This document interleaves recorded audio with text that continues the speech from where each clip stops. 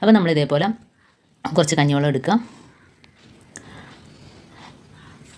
അപ്പം ഇതേപോലെ നമ്മൾ കുട്ടികൾ കൊണ്ടുവന്ന കുപ്പി, അതേപോലെ തന്നെ വലിയവരാണേലും ഏത് ബോട്ടിലാണേലും നമുക്ക് കഴുകാൻ നല്ല ഒരു ക്ലീനിങ്ങിന് പറ്റിയ ഒരു സാധനം തന്നെയാണിത്. അപ്പോൾ അതിനകത്തോട്ട് കുറച്ച് വിനാഗിരിയും കൂടെ ഒഴിച്ച് കൊടുത്തിട്ടുണ്ട്. ഇനി നമുക്ക് അതിനകത്തോട്ട് കുപ്പിക്കകത്തോട്ട് ഒഴിച്ച് കൊടുത്തിട്ട് നല്ലോണം ഒന്ന് ഷേക്ക് ചെയ്ത് കൊടുക്കാം. ഒരു സ്വല്പം ഉപ്പ് പൊടിയും കൂടെ ചേർത്ത് കൊടുക്കാം.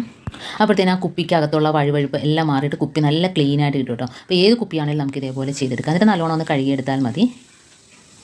അപ്പോൾ ഇത്രയും മാത്രം മതി. അതുകൊണ്ട് കുപ്പിക്കകത്ത് ഒഴിച്ച് കൊടുത്തിട്ട് ഒന്ന് ഷേക്ക് ചെയ്ത് കൊടുക്കുക. എന്നിട്ട് കഴുകിയെടുക്കുകയാണെങ്കിൽ അതിനകത്തുള്ള ആ ഒരു നല്ലൊരു തിളക്കം നമുക്കറിയാനായിട്ട് പറ്റും. അതുപോലെ അതിനകത്തുള്ള ബാഡ് സ്മെല്ലെല്ലാം പോയിട്ട് നല്ലൊരു മണമായിരിക്കും. പ്രത്യേകിച്ച് കുട്ടികൾ ദിവസവും വെള്ളം കൊണ്ട് പോയിട്ട് അതിനകത്ത് ആ ഒരു വഴുവഴുപ്പ് നിൽക്കില്ല. അപ്പോൾ ഇതേപോലെ ഒന്ന് ചെയ്ത് കൊടുക്കുകയാണെങ്കിൽ പിന്നെ പെട്ടെന്ന് അതിനകത്ത് ആ വഴുവഴുപ്പ് കയറി പിടിക്കത്തില്ല.